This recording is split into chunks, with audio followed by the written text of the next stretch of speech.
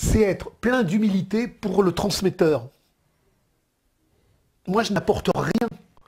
Tout ce que je fais, c'est une mise en forme par rapport à des textes fondamentaux qui ont déjà été dits, posés. Et aujourd'hui, en 2015, il n'y a plus rien à dire de neuf. Tout a été dit. Il faut transmettre pour que quand la grande explosion va avoir lieu, la théorie unitaire qui a été perdue renoue le fil du temps. Il faut retrouver les textes, les pratiques, il faut retrouver toute cette histoire qu'on nous a volée. Les gens ne savent pas la commune de Budapest en 56, les gens ne savent pas la commune de Barcelone en 37, les gens ne connaissent pas les grandes jacqueries paysannes qu'il y a eu au 16e, au 15e, la guerre des paysans en Allemagne. Tout ça, les gens ne savent pas. Donc il faut renouer et dire aux gens, la pire des impostures, c'est de croire qu'on peut réaménager la servitude de l'État et de l'argent. On ne doit pas la réaménager, et si on essaye de la réaménager, on ne la réaménage de toute manière pas, c'est elle qui vous absorbe. Oui. Il n'y a pas d'autres solutions en fait, parce que l'État, mais comment on fait pour abattre un État? C'est quoi, mais on n'abat pas un État. C'est tout le débat entre Marx et Bakounine. Marx et Bakounine ne s'opposent pas sur le fait qu'il faut détruire l'État. Marx et Bakounine s'opposent sur la notion d'abolition de l'État, parce que Bakounine croit qu'on abolit l'État par décret. Alors que Marx lui dit, mais non, on n'abolit pas l'État par décret. On abolit l'État parce qu'il y a un processus de communisation existentielle, sacrale, générique, qui détruit l'argent, dont l'État n'est que la forme supérieure.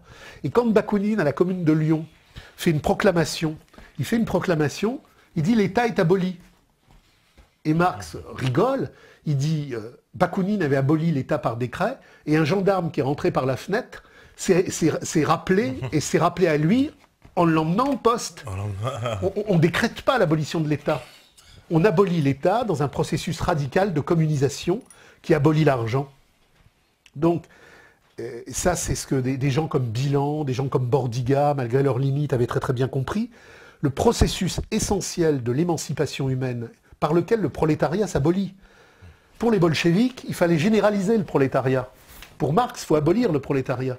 Le prolétariat est notre condition d'anti-humanité. Pour redevenir des humains, il ne faut plus de prolétaires, parce qu'il ne faut plus de survaleur, il ne faut plus de travail, il ne faut plus d'argent.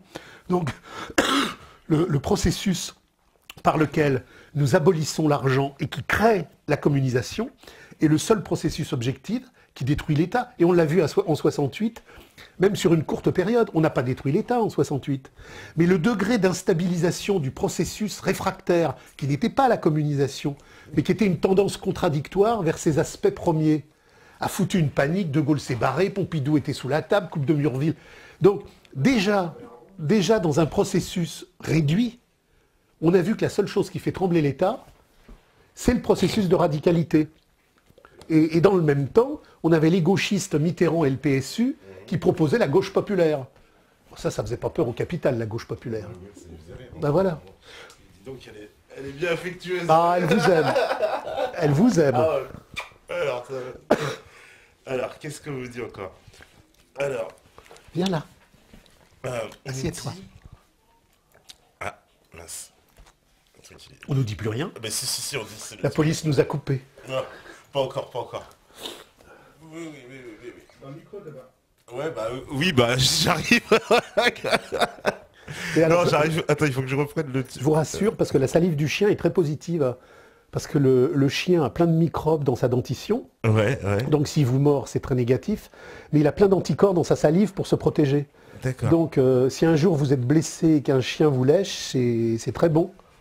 Alors, bon, ça va alors. Je vais pas être malade, quoi. Alors, qu'est-ce qu'on me dit? Voilà. Alors, je vais essayer de voir. Alors, oui, mais la question que Francis Causet remet en cause, c'est l'État. Peu importe le système politique, pour lui, l'État est la substance du capitalisme à travers la civilisation. Il explique qu'il faut détruire l'État. Il y a eu des États avant le capital. Mais la forme la plus aliénatoire de l'État, c'est dans le capital. Mais il y a eu des États précapitalistes. L'État monarchique n'est pas un État capitaliste. Il le devient petit à petit par l'emprunt et la fiscalité, parce que c'est les rois de France qui vont faire naître la bourgeoisie. Mais l'État, il n'y a pas l'État. Il y a eu des États successivement dans l'histoire, dans des formes diverses et variées, complémentaires et contradictoires. Aujourd'hui, il n'y a plus d'État que capitaliste. C'est pour ça que Rosa Luxembourg, contre Lénine, dit aujourd'hui où le capitalisme s'est emparé de la totalité de la Terre, toute lutte de libération nationale est une imposture. Alors qu'au XIXe siècle, Marx soutenait les luttes des Irlandais contre l'Angleterre. Parce qu'on n'était pas encore en domination réelle. C'est pareil pour le syndicalisme. En domination formelle, le capital ne veut pas de syndicat. Parce que ça le brusque. Mais dès qu'il est en domination réelle, il a besoin d'aseptiser les relations, il devient lui-même. Donc il crée justement des syndicats. Donc les syndicats qui ont gêné le capital en domination formelle deviennent des agents actifs de la normalisation, de la domination réelle. C'est là où l'analyse de Marx est très très fine, parce que pour chaque question, il faut périodiser le capital dans ses formes successives de déploiement. Voilà, donc de retour ce soir, effectivement, des petits problèmes, peut-être des attaques, je ne sais pas. Voilà, on me dit on tôle le chien. Oui, ça c'est un record, ouais. Voilà. Alors, on me dit certains pays n'ont pas de loi et c'est la milice de chaque village qui fait la justice. C'est vrai que dans la police, c'est quelque chose qui arrive fin 19e, avant il n'y avait pas de police. Bah,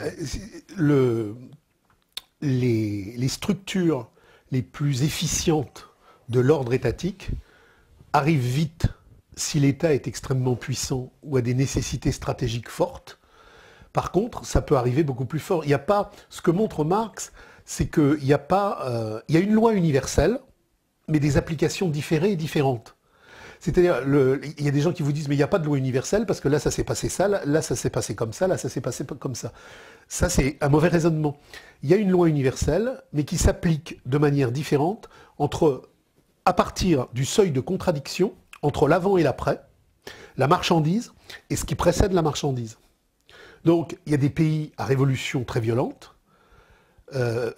L'Angleterre a eu une révolution avec Henri VIII qui était extrêmement violente pour enclencher l'accumulation primitive. L'accumulation primitive, c'est la déportation de la paysannerie dans les usines. Mais ça a été bien pire en Russie soviétique, parce que ça arrivait très tard, trop tard, et que pour construire un capitalisme d'État offensif, les léninistes puis les staliniens devaient accélérer au maximum la militarisation. Alors, c'est pas parce qu'ils étaient plus méchants qu'Henri VIII. Henri VIII était une ordure. Alors c'est vrai qu'ils ont tué plus de monde, mais ces différentiels de massacres, d'organisation, de petites polices, de grandes polices ou de moyennes polices résultent des seuils contradictoires du déroulement. Donc on peut dire qu'ils étaient un peu en retard, on va dire. Ils sont arrivés. C'est ce que montre très bien Rosa Luxembourg. La Russie est passée au capitalisme d'État parce que les pays, les derniers arrivés sur le marché mondial, c'est pareil pour la Chine, ne peuvent pas se constituer une accumulation primitive industrielle à partir de la déportation de la paysannerie sur le marché de la concurrence ouverte. Ils sont obligés de construire une autarcie capitaliste d'État. Parce que sans ça, il n'y aurait jamais eu de compétitivité. Parce que sinon, ils se seraient fait bouffer, c'est ça, voilà. la compétitivité. Voilà. Oui, ils faisaient pas de... oui. Donc la défense nationale de l'État russe, c'est une défense capitaliste de l'accumulation et de l'exploitation par le parti bolchevique, classe capitaliste d'État, contre le prolétariat russe. Donc c'était un peu presque obligé d'être enrôlé. Mais bien sûr, c'était presque obligé. Et alors, quand on arrive au degré supérieur de l'émergence financière, monétaire et industrielle, ça ne peut plus marcher. Le mur de Berlin est tombé bien plus par les archaïsmes ingérables du système que par les pichenettes de Reagan. C'est en interne. Ouais, c'est en interne. C'est comme les gens qui vous disent le christianisme a tué le paganisme antique. Non. Le christianisme est devenu la religion d'État étatique des institutions de l'appareil de Constantin parce que, justement, les religions paganistes étaient mortes. Ce n'est pas le christianisme qui a tué le paganisme, c'est la mort du paganisme qui a rendu nécessaire d'user du christianisme. C'est l'inverse. On ne comprend pas des fois les choses comme ça, donc c'est intéressant de remettre... Alors, je vais essayer de voir si j'ai quelques questions. Voilà. Alors, est-ce que, voilà, on me demande, est-ce qu'à cause du capitalisme, le choc des civilisations aura lieu? Est-ce qu'il est voulu par le capitalisme, ce choc des civilisations? Mais le choc des civilisations, il est voulu dans les restructurations capitalistes pour une raison très simple, c'est que le capital a besoin d'archaïser le monde islamique. Le monde islamique, au moment où les Anglais étaient encore au Caire, a vu les frères musulmans créés par le MI6 et le MI5. Et toutes les structures islamiques, frères musulmans, toutes structures ont été créées par l'international des services spéciaux de l'impérialisme américain pour archaïser ces pays-là. Quand beaucoup de nos auditeurs sont peut-être jeunes, ils ne se rappellent pas des années 1970. Mais quand vous suiviez les actualités en 1970 et que vous regardiez les contradictions géostratégiques et géodiplomatiques autour de la Palestine, il n'y avait pas un mouvement islamique. Il y avait l'OLP, le FPLP, le FDPLP, etc. Et quand Yasser Arafat s'est retrouvé bloqué en 81-82 au Liban, la mouvance islamique n'existait pas. Le Hamas a été créé par le Mossad et le Hezbollah aussi. Sauf que, comme le dit Hegel, quand on est aux premières loges, même quand c'est l'adversaire qui vous crée, il y a toujours un retournement dialectique. Le Hamas a été créé à Gaza pour casser l'OLP. Le Hezbollah a été cassé au Liban pour casser l'émergence du Hamal qui s'organisait avec les Druzes, Mais tout s'est retourné. Parce que c'est ça la force de l'histoire. Le Hamas qui a été créé pour planter l'OLP en étant un allié objectif d'Israël, permanent, n'est plus qu'un allié objectif momentané. Parce que quand on est aux premières loges du terrain, tout se retourne. Mais ce qu'il faut bien voir, c'est que à Bagdad, sous Saddam Hussein, vous aviez 50% de la population de Bagdad qui était dans le cadre de mariage mixte. C'était des sunnites qui se mariaient avec des chiites. Aujourd'hui, vous avez tous les jours une mosquée sunnite qui explose et une mosquée chiite qui explose. Le capital, dans sa face supérieure, veut le chaos universalisé.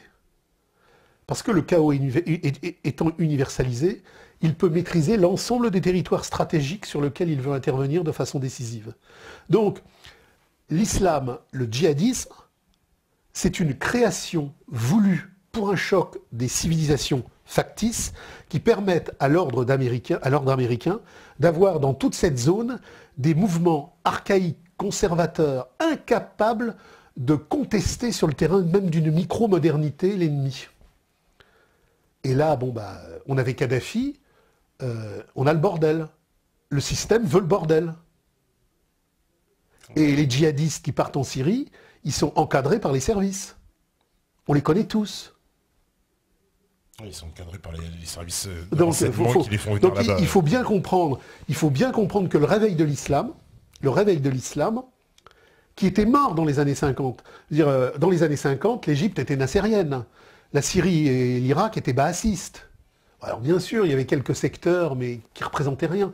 La renaissance islamique contre les secteurs de la modernité arabe laïque a été planifiée, organisée, par les services secrets de l'impérialisme américain, dans le cadre du développement d'un fétichisme de la marchandise qui doit complètement neutraliser ces zones stratégiques parce qu'elles ont des ressources que le système ne veut pas lui voir échapper. Donc on les tue un peu de l'intérieur, c'est ça? Mais bien sûr. Et en prétextant, on se crée un faux ennemi, mais demain, pour aller mieux les détruire, mais c'est exactement comme quand Louis Andrieux crée des groupes anarchistes terroristes et que les bombes qui pétaient à Paris, la bombe d'Édouard Vaillant, par exemple, au Parlement, a été planifiée du début jusqu'à la fin par Louis Andrieux, préfet de police. En domination formelle, il y a des complots contre l'État. En domination réelle, nous dit Debord, il n'y a plus que des complots de l'État contre la population. Et en domination réelle, puisque l'État maîtrise tout attentat, bien sûr, je deviens fou parce que j'ai une crise de nerfs, je mets une bouteille de gaz dans une poubelle et puis je vais la mettre sur la mairie. Bon, ça c'est une folie artisanale, je peux faire ça, mais c'est sans effet. Par contre, tout acte terroriste efficace, efficient, de masse, est étatique.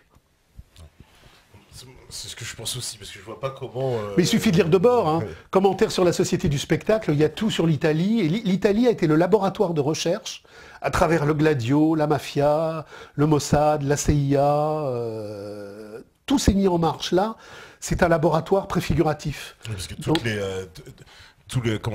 on sait que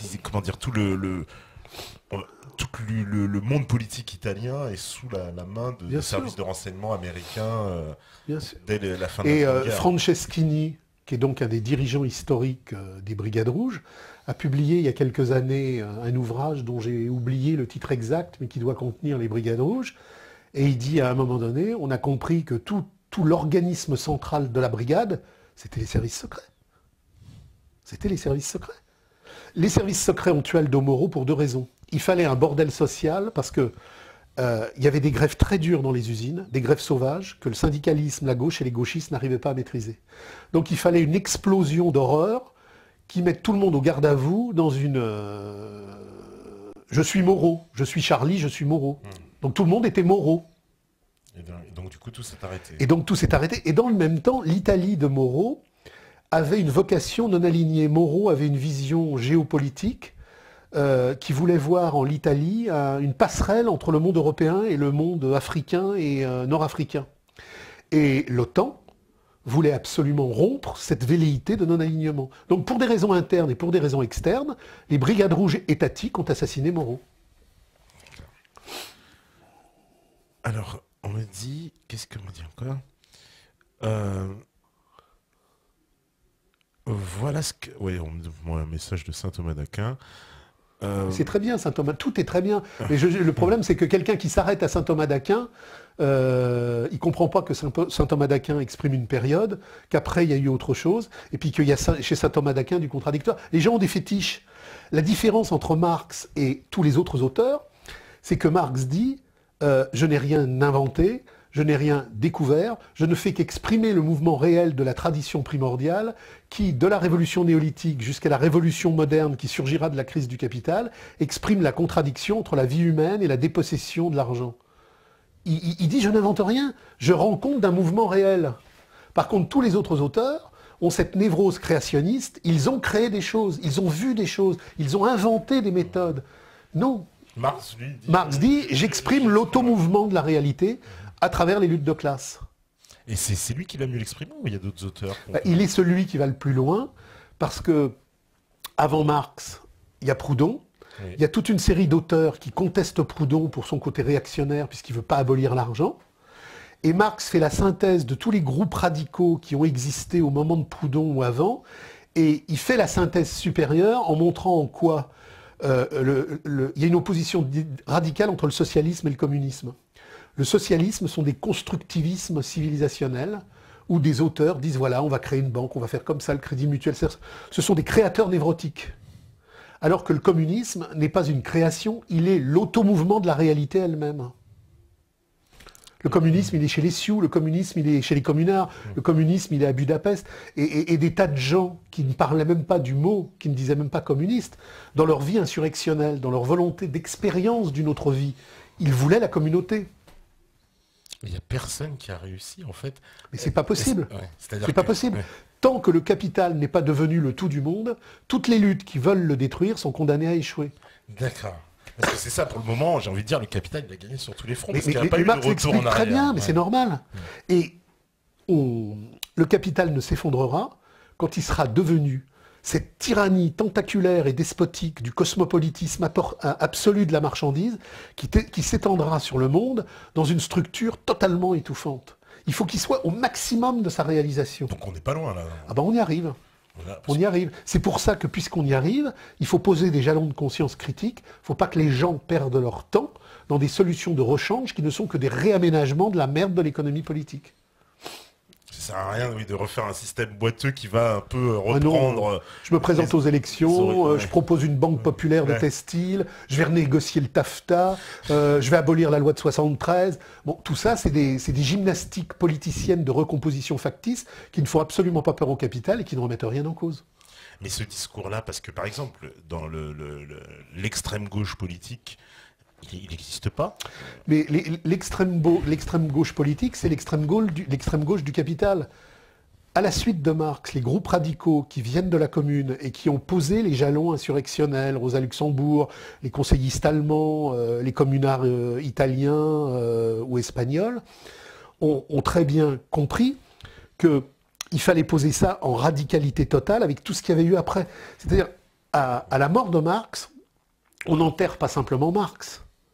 On enterre toute la dimension subversive de Marx pour le social-démocratiser, puis après pour le bolcheviser. Ce qui fait qu'il faut le rendre anodin. C'est exactement comme le Christ lorsqu'il est lu par Luther ou par Calvin. Calvin, c'est encore pire que Luther. Si vous essayez de comprendre ce qu'a dit le Christ en lisant Calvin, vous ne comprenez rien. Si vous essayez de comprendre ce qu'a dit Marx en lisant les deux cons du XXe siècle, Aron et Althusser, Althusser le stalinien, Aron le libéral, vous ne comprenez rien. Les deux temples de la pensée marxiste, c'était Aron et Althusser, deux crétins universitaires qui n'avaient rien compris et qui n'avaient même pas lu Marx. Donc, les gens sont là-dedans. C'est eux qui ont un peu donné le là, si j'ose dire. Mais, ouais. Alors, qu'est-ce qu'on me dit encore? Alors, il ne parle pas du fait que la justice soit juste, mais qu'elle soit nécessaire pour le bien commun. Ça, c'est... Oui, c'est... La justice comme institution émerge quand le bien commun cesse d'être immanent. Dans la communauté générique, chez les Sioux, les Cheyennes, les Germains, il n'y a pas de juge de paix. Il y a une immanence logique. Tout se règle dans l'immanence logique. Ça ne veut pas dire qu'il n'y a pas de conflit.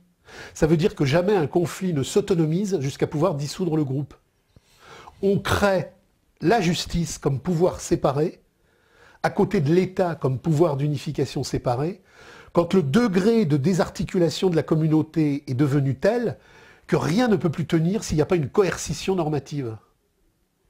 Mais dans une communauté organique, il n'y a pas plus de religion, de politique que de justice, il y a l'immanence. Quand on voit Danse avec les Sioux, ils n'ont pas de juge, ils n'ont pas de prêtre. Les Gaulois avaient des druides parce que les Gaulois étaient déjà à un stade de dégénérescence civilisationnelle. Quand César arrive sur le Rhin et qu'il écrit la guerre des Gaules, il dit « Contrairement aux Celtes et aux Gaulois, les Germains n'ont pas de druides. Et les Germains ignorent la propriété privée. » Alors que les Gaulois connaissent déjà... Les Gaulois sont encore dans une propriété communiste, mais qui a laissé apparaître à la périphérie des propriétés privées. Et si vous voulez, les Celtes sont beaucoup plus en avance que les Germains, les Romains sont beaucoup plus en avance que les Celtes, donc quand on prend à la même période ces groupes et qu'on les compare, on voit qu'il y en a qui n'ont pas de justice, pas de prêtre, pas de propriété, d'autres qui ont déjà une religion très codifiée, avec le problème de Dumézil et de la trifonctionnalité. Ce que montre très bien Marx, c'est que la trifonctionnalité n'explique pas la racine indo-européenne, elle explique sa décadence. Il y a la trifonctionnalité, les producteurs, les prêtres, les guerriers, ça émerge postérieurement à la révolution néolithique, quand la communauté générique est divisée, et que donc on la tronçonne en tripartition aliénatoire. Mais les Grecs, avant la réforme de Solon et de Clisthène, ignorent... Marx et Engels ont fait tout un travail sur l'Iliade et l'Odyssée à partir des traductions. Quand on dit que Agamemnon est un roi, Agamemnon n'est pas un roi, il est un basileus. Sauf que le basileus à l'époque d'Agamemnon ne se traduit pas comme un basileus à l'époque d'Aristote.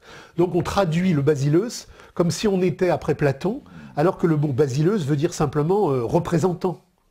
Donc Agamemnon est élu, mandaté pour une mission spécifique, mais on peut à tout moment lui retirer cette mission spécifique. Il est un conducteur. Chez les Sioux, de temps en temps, il y a une opération à monter. On va déléguer la responsabilité stratégique de l'attaque, parce qu'on n'est pas con, on comprend bien que si on est 25 et que 25, on va déléguer momentanément une articulation stratégique pour mettre en marche une efficience spatiale polémique. Mais une fois que l'efficience spatiale polémique est terminée, c'est fini. C'est pour ça que les Germains ont tué Arminius. Arminius, qui avait vécu avec les Romains, voilà, ça lui était monté à la tête. Et quand il y a eu la bataille de Teutobourg, il n'a pas simplement été content de gagner cette lutte contre les Romains, il a voulu devenir chef permanent. Alors que les Germains l'avaient simplement délégué comme meneur ponctuel. Et comme il faisait chier tout le monde, les tribus germaniques ont flingué Arminius, parce qu'Arminius avait déliré. Par contre, quand vous prenez Clovis et le partage du vase de Soissons, là, on est déjà dans un degré de germanité décomposé, parce qu'il ne peut pas donner le vase à l'évêque. Le vase est prise commune. Et le guerrier qui s'oppose à la donation du vase s'inscrit dans les liens ancestraux de la pérennité traditionnelle du communisme de la marche germanique. Mais comme on a avancé, il lui brise la tête. Et comme on a tellement avancé dans la décomposition aliénatoire, les autres guerriers laissent faire. Alors qu'ils auraient dû fracasser le crâne de Clovis. Donc si vous voulez, d'Arminius à Clovis, on voit une décomposition, donc tout doit s'analyser dans l'extériorisation, le niveau, le seuil, le contradictoire. Il faut être fin. Il ne faut surtout pas être un débile universitaire, surtout pas un débile journaliste. Il faut revenir à la matrice des spontanéités radicales, du savoir de la radicalité profonde. Mais les sociétés dont on parlait tout à l'heure, on va dire les sociétés amérindiennes, elles avaient l'utilisation de l'argent, non, dans leurs échanges, puisqu'ils ils utilisaient les coquilles.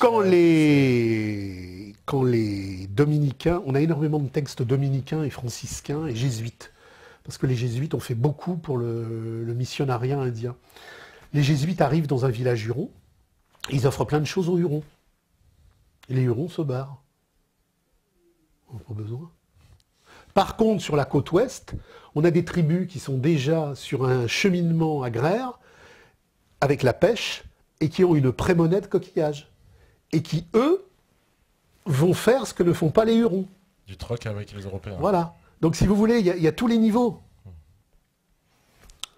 Mais les prêtres missionnaires jésuites disent c'est incroyable, on leur offre des trucs, ils disent mais on n'en veut pas, on n'en a pas besoin, on a tout. Et puis pourquoi ce serait plus à nous c'est à tout le monde. Donc personne n'emporte rien dans sa tente. Non, parce que alors les gens vous disent toujours, j'ai participé à des conférences ou à des rencontres, les gens vous disent l'homme a le pouvoir dans la tête et dans le cœur. Non, non, le pouvoir ça n'existe pas. Il n'y a que des espaces de pouvoir. Le pouvoir en tant que tel n'existe pas historiquement. Ce qui existe, c'est des espaces sociaux et historiques où le pouvoir émerge et s'élabore.